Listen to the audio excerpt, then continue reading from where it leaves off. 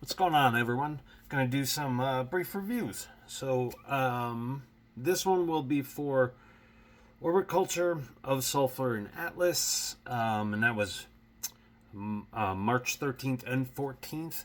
The 13th was at Toad's Place in Connecticut, and the 14th was at the Palladium downstairs in Worcester, Massachusetts. So, both nights were great. The bands did great.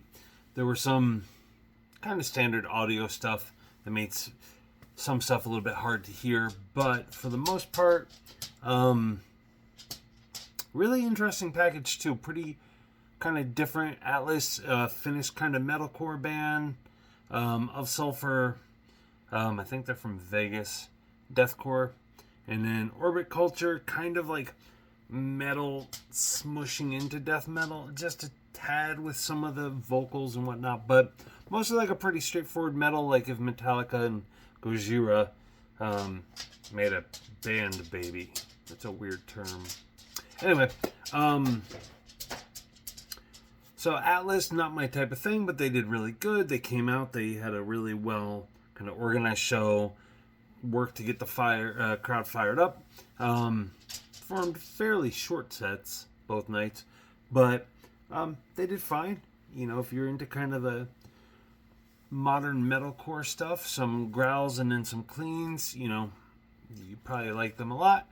They had a pretty good stage presence, which was nice. Some interactions with the crowd, which is nice. And then of Sulfur, you know, I say it time and time again, I'm not into deathcore, so I don't want to take anything away from them. They came out, they put on a good set. They, you know, they also had some good interactions with the crowd. And the crowd seemed pretty happy. And again, because these bands were a little bit distant from each other genre-wise, you know, the crowds each night were, you could tell who was there for who.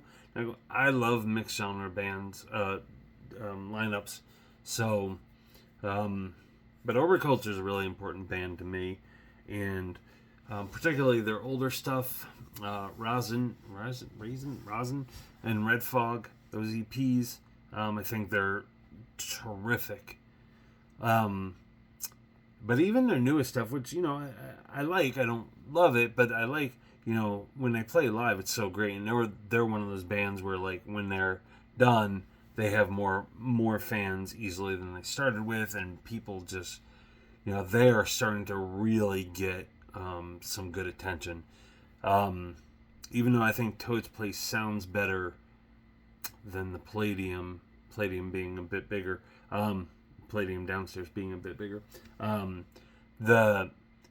The night of the 14th at the Palladium was really fucking good. It was really good. The crowd was just really into it. The band was putting out good energy, which they did the night before too, but there was just something different. So I think of the 6 times I've seen Orbit Culture, I think March 14th of this year was their best night. They had a really good kind of light show. You know, the vocals always sound really good.